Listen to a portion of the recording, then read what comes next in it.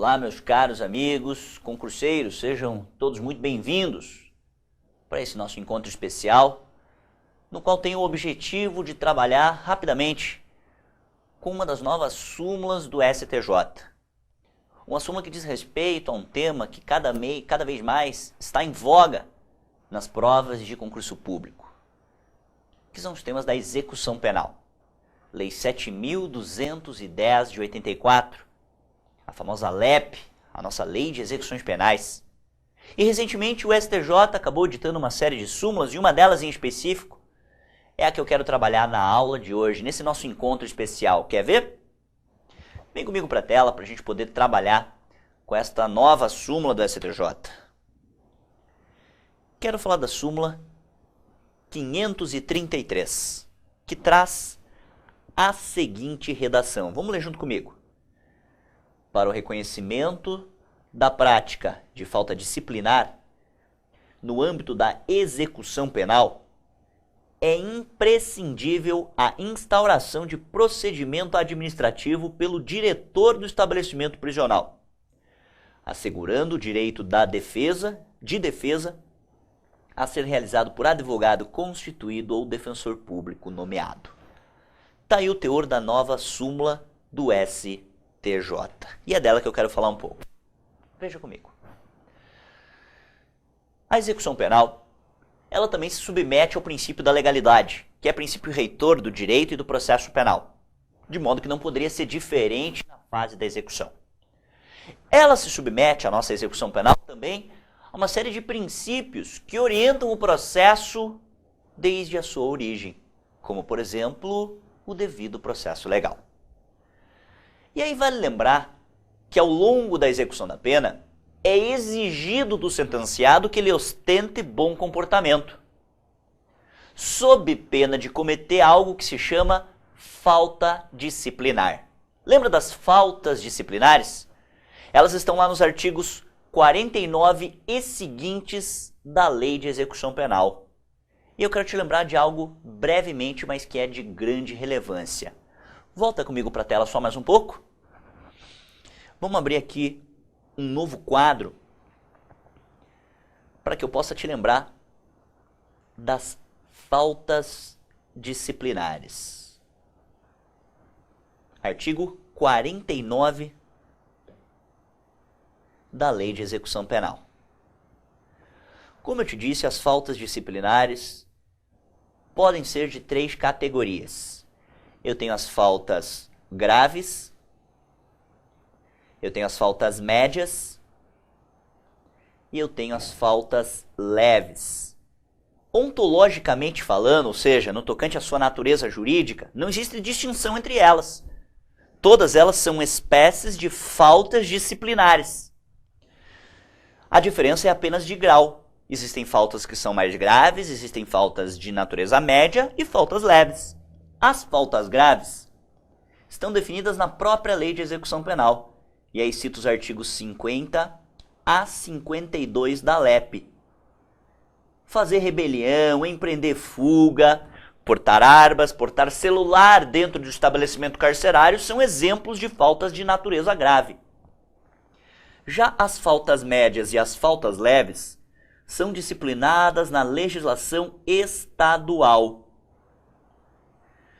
Ou seja, é a lei de cada estado, o regramento interno de cada estado, que vai disciplinar o que é uma falta média ou uma falta leve. Veja então que apenas as faltas graves estão delimitadas em âmbito federal, pela própria Lei de Execução Penal. Repito, a nossa LEP, Lei 7.210 de 84. Tá bem?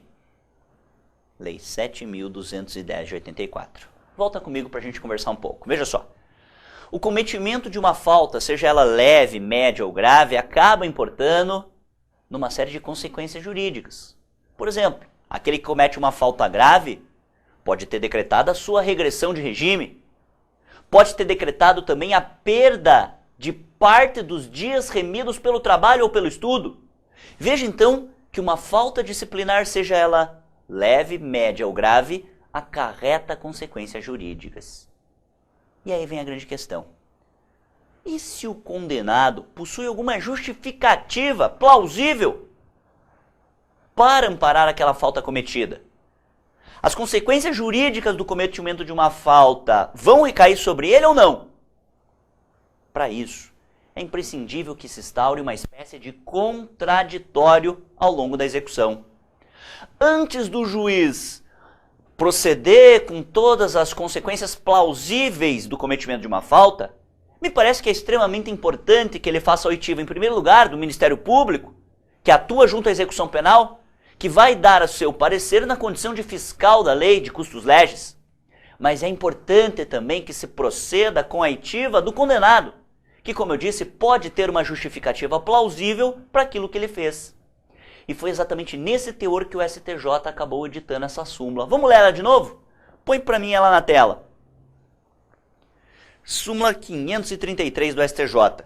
Para o reconhecimento da prática de uma falta disciplinar no âmbito da execução, é imprescindível a instauração de, anota lá para mim, vamos grifar até porque isso é importante, hein?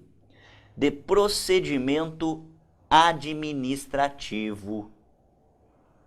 Veja, não é um processo propriamente dito, mas é um procedimento de âmbito interno, que vai correr não perante o juiz da vara de execução, mas internamente dentro do próprio estabelecimento carcerário. Este procedimento administrativo tem que ser instaurado por quem, então? Pela autoridade administrativa diretamente responsável por aquele preso. Ou seja, o diretor da penitenciária, o diretor da colônia penal, o diretor do estabelecimento carcerário onde se encontra o camarada cumprindo pena. E neste procedimento, ó, o detalhe, ele não tem natureza de processo, é um procedimento de âmbito administrativo, disciplinar, conduzido por uma autoridade administrativa, que é o diretor. Só que mesmo sendo um procedimento, tem que ser assegurado, olha que legal, o direito de defesa. Veja então que o STJ expressamente delimita, assegura o primado do contraditório da ampla defesa ao longo da execução, insistindo inclusive numa das facetas do direito de defesa, que é o direito à defesa técnica, exercida por advogado constituído ou por um defensor público nomeado. Lembre-se que a defesa técnica, conduzida por um advogado ou defensor público, é uma das facetas da ampla defesa constitucional. Para a gente encerrar, então, a conclusão é a seguinte.